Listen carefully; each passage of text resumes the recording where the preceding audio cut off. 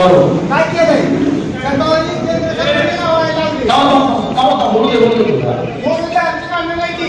शेतकऱ्याला शतावरी लावायला लावली आणि लिंबाचं काय म्हणते की सारे उभा राहून दूध द्यायला लागलं शेतकऱ्याला. बरोबर ठीक आहे बघा ऐका ऐका फक्त कांद्याचं आमचं काय मात्र केलंय आज शेतीला काय भाव दिले ते कुठल्या पक्षातून आलाय मी पक्ष नाही सर्वसामान्य शेतकरी आहे.